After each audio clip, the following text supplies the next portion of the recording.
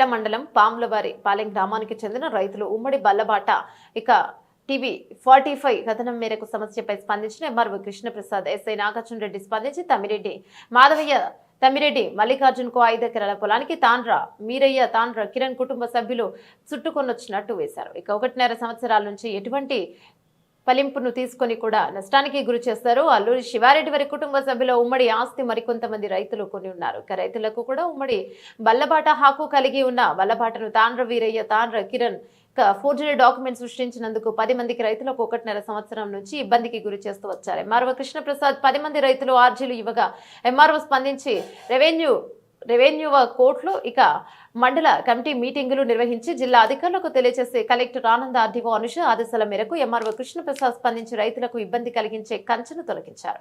MRO Krishnaprasad మాట్లాడుతూ agreement కాగితాలు, తెల్ల కాగితాలు చెల్లుబాటు కావని, ఫేక్ డాక్యుమెంటరీ సృష్టించుకొని పేర్ల మీద మార్చుకోకూడదని, రిజిస్ట్రేషన్ డాక్యుమెంట్స్ పక్కాగా ఉండాలని ఎంఆర్ఓ కృష్ణప్రసాద్ తెలిపారు.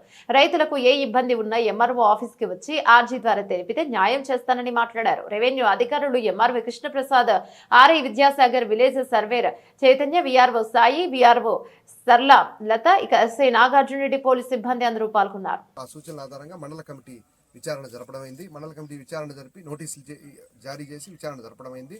ఆ విచారణ జరిపిన తర్వాత మండల కమిటీ ఒక ఉత్తర్వులు జారీ చేయడమైంది. ఆ ఉత్తర్వులను కూడా అందరు రైతులకి, సంబంధికులందరికీ కూడా మేము వాళ్ళకి ఇష్యూ చేస్తున్నాం.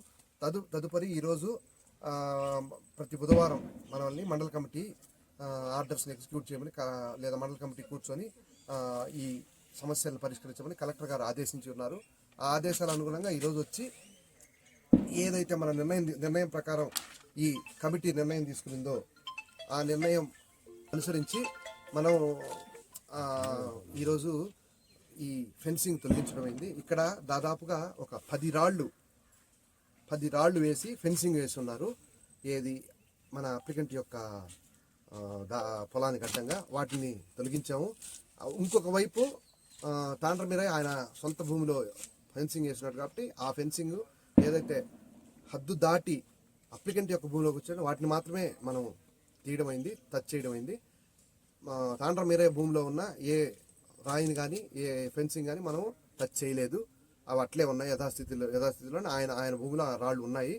అదేవిధంగా ఇటుపక్క కాలువ పక్కన ఒక 2 రాళ్ళు కొంత ఫెన్సింగ్ ఉంది. ఇది బాటకు అడ్డంగా ఉంది కాబట్టి అది తీయడమైంది. మొత్తంగా ఒక 10 రాళ్ళు తొలగించి ఫెన్సింగ్ కట్ చేసి తమ్మిరెడ్డి మాధవయ్య మరియు వాళ్ళ అన్నగారైన తమ్మిరెడ్డి వాకటి రమేష్ వారిద్దరి యొక్క భూములకి యాక్సెస్ అంటే రాకపోకలు సాగించడానికి ఎటువంటి ఇబ్బంది లేకుండా మండల కమిటీ ఉత్తర్వులను ఈరోజు మనం ఎగ్జిక్యూట్ చేయడం జరిగింది. ప్రజలందరూ కూడా సహృద్భావంతో కొంత ఈ తగులు పెట్టుకోకుండా బాటల మీద గణ్యాలు నరుక్కోవడం ఇటువంటి పనులు చేసుకోకుండా మంచి వాతావరణంలో మెలిగి సోదరభావంతో మెలిగి పక్కన రైతులందరూ కూడా ఇబ్బందులు లేకుండా చూసుకోవాల్సిన కోరడమైంది. ఇంత దూరం మండల కమిటీలు ఏర్పాటు చేసి రైతులందరూ కొంచెం నలిగిపోవాల్సిన అవసరం లేదు కాబట్టి అందరినీ కూడా ఈరోజు మీ మీడియా ద్వారా సుహృద్భావంతో మెలగవలసిందిగా కోరుతూ అందరికి కూడా నమస్కారాలు. ఇయర్ నుంచి ఆ ఫినిషింగ్ ఉండడం వల్ల రైతులు కొద్దిగా ఇబ్బంది పడుతున్నారు అన్నారు. మరి దానికి కాంపన్సేషన్ ఏదన్నా మీరు మనకి సంబంధిత అప్లికెంట్ ఆ విషయాన్ని మనకి తెలియజేసి ఉండలేదు. అదేవిధంగా మనకి తమ్మిరెడ్డి మాధవయ్య అప్లికెంట్ ఈ ఇబ్బందిని మన ముందుకి తెలియజేశారు, కానీ మిగతా వాళ్ళు ఎవరు కూడా తెలియజేయలేదు. వాస్తవంగా ఆయన తెలియజేసిన తర్వాత కొంతమంది రైతులు కూడా ఆయనతో కలిసి వచ్చారు.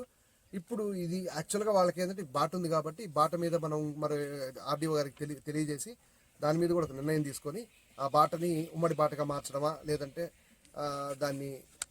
దాని మీద ఎటువంటి రెవెన్యూ రికార్డు ఎటువంటి మార్పులు చేర్పులు చేయాలనేది మనం తదుపరి నిర్ణయం తీసుకోవాల్సింది.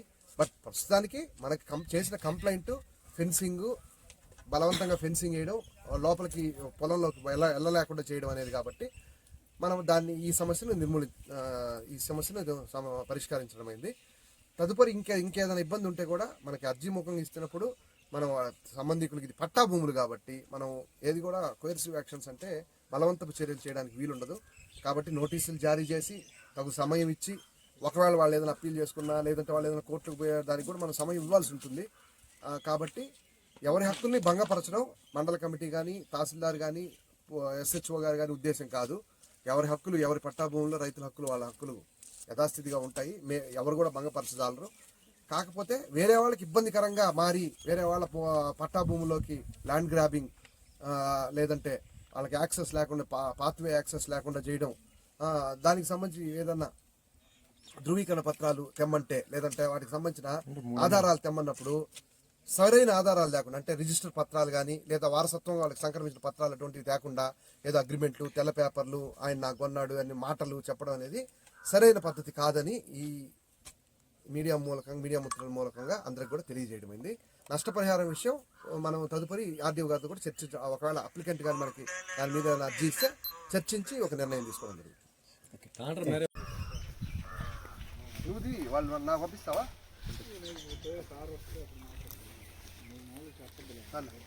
ఫోటో దీని వీడియోలు మళ్ళీ ఫోటో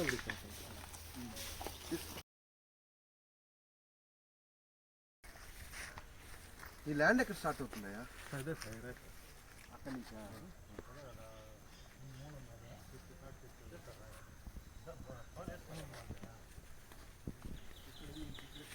ఇక్కడ వదిలేరు సార్. పైప్ ఒకటేదో ఉందంట కదా, వాటర్ ఇక్కడ నుంచి నీకు ఎల్ వరకు కదా బాబు? ఎల్ షేప్ అక్కడ.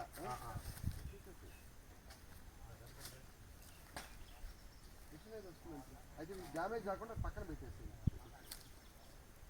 మళ్ళా నాకు పోయింది కాకుండా తీసేసి అక్కడ పెట్టేసి.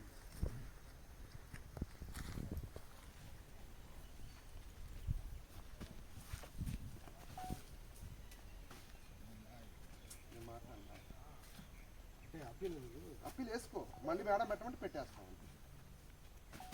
ఏం మాట్లాడేది లేదు అని కానీ మీరు పని కానీ పెట్టేస్తాం అంతే.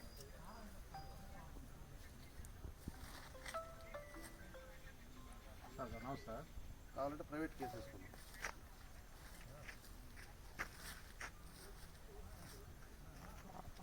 కంచి తీసి నేను కోర్టులో అప్పీల్ వేసుకున్నాను. వేసుకోపోబ్బా, తీసుకొని పెట్టుకొని వస్తాను. అంటే తీసేస్తాం. పర్లేదు. ఇప్పుడు మీరు కోర్టు కేసు వేసుకోపో, బ్రహ్మాండంగా వేసుకోపో. మండల కమిటీ పెట్టడం దానికి ఇష్టం వచ్చినట్టు చేయడానికి మండల కమిటీలు ఎందుకు, కలెక్టర్ ఆర్డర్లు ఎందుకు, ఇవన్నీ ఎందుకు?